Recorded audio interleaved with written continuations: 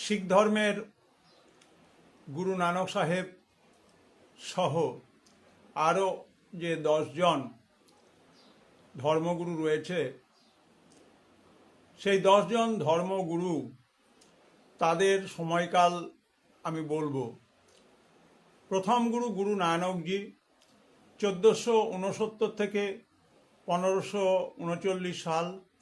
দ্বিতীয় গুরু গুরু অঙ্গদ 1539 থেকে 1552 সাল।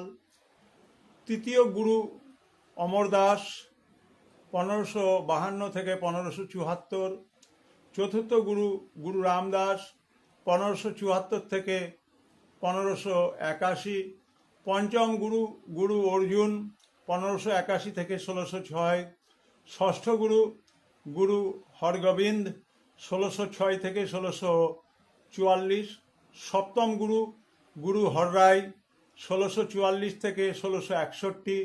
অষ্টম গুরু গুরু হরকৃষ্ণ বা হরকৃষ্ণ 1661 থেকে 1664।